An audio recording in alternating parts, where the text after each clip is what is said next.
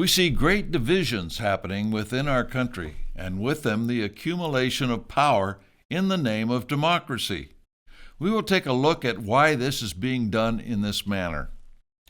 One gets a little tired of seeing conservatives or so-called constitutionalists calling our country a democracy. It is not, but it is becoming one if we do not stop it. What we have to say about this may be repeating things we've said before, but there are some new aspects of this discussion that should interest you. First of all, we stand and pledge allegiance to the flag and to the republic for which it stands.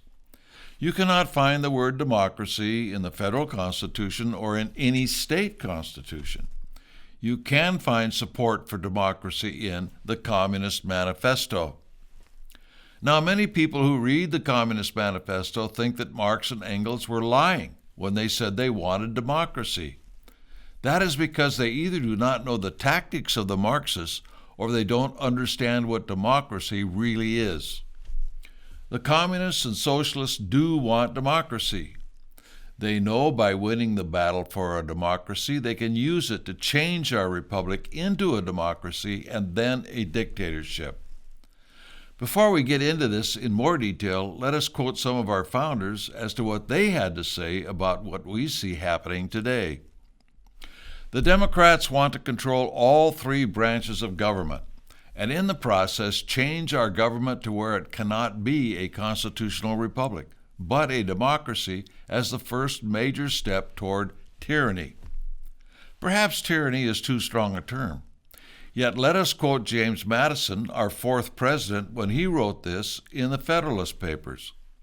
Quote, "The accumulation of all powers, legislative, executive, and judiciary, in the same hands, whether of one, a few, or many, and whether hereditary, self-appointed, or elective, may justly be pronounced the very definition of tyranny." Tyranny. Madison was a Democrat, and this was his opinion. George Washington expressed his opinion of political parties in his farewell address, calling them factions. He was disturbed by the process of starting to see this building in the political arena and how it could affect the future of the country. Washington's farewell address contains a great deal of useful advice for the future of America and used to be taught in every schoolhouse across the land. No more, because it runs counter to what the Marxists want to happen in America and what is happening today. John Adams, our second president, was likewise disturbed. In a letter to Jonathan Jackson, October 8, 1789, he wrote, quote, "There is nothing which I dread so much as a division of the republic into two great parties, each arranged under its leader, and concerting measures in opposition to each other. This, in my humble apprehension, is to be dreaded as the greatest political evil under the Constitution." Note that he referred to our country as a republic, not a democracy. The Communist Manifesto says this, quote, "The first step in the revolution of the working class is to raise the proletariat to the position of ruling class, to win the battle of democracy." There are two things here. First, they want democracy and they intend to be the ruling class. Yet their propaganda makes it appear that all will be equal under communism. This exposes the lie of that propaganda if they intend to be the ruling class. This is what John Adams had to say about democracy. Quote, "Democracy never lasts long.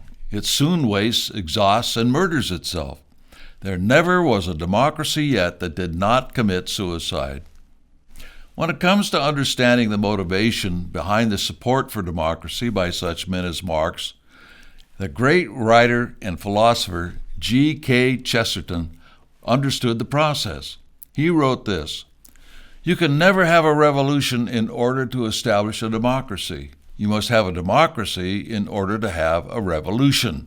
It is interesting that there are two portions in the paper that carried these titles, From Capitalism to Socialism Through Democracy, and From Democracy to Socialism to Marxism. This communist leader thereby affirmed that the road to communism leads through democracy. Now, the appearance of democracy can occur if the government is controlled by one entity, even though the people, the majority of the people, are opposed to what's going on. Those in power can make it appear as if the majority wants something when they do not, by the control of the means of communication and media. This one entity can be better organized than the majority of the people. Organization will always overcome a majority. Organization is absolutely important in the political arena.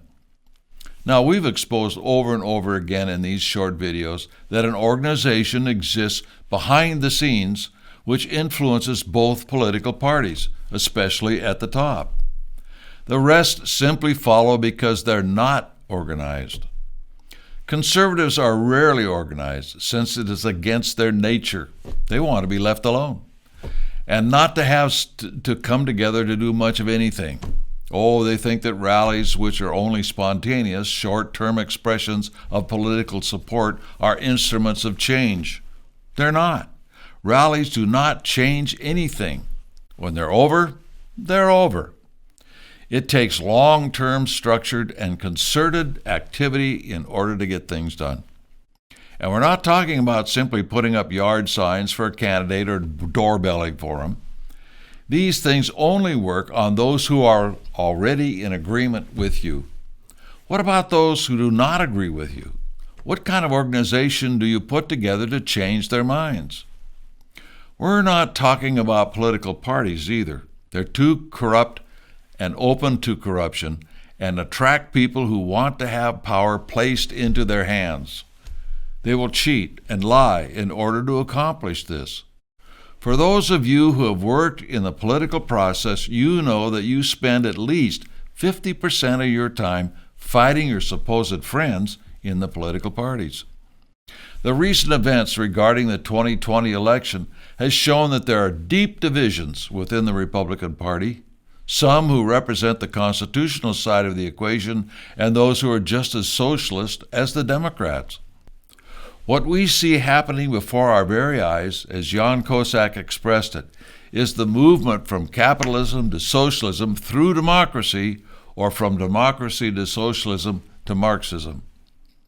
Now, people criticize the John Birch Society because we preach about the problem, but nothing has changed over the past 60 years, they say. This is a big error. The Society has been able to stop many Marxist initiatives in the United States, but we've never been able to defeat them outright. Why? Because we've never been big enough or been able to raise enough funding at the same time. The propaganda by the Republicans, for instance, against the Society has created a prejudice amongst conservatives from getting involved with the Society. Often they will agree with the Society's position, but do not want the people to get organized to defeat the overall conspiracy. We leave it to you for the answer why. It's becoming more and more obvious that these same people are those who have eaten away at the constitutional nature of the GOP and are now more and more into the open. It is time to ignore their advice about what to do and get involved in real organization that has a track record of victories in either stopping certain initiatives or slowing them down drastically.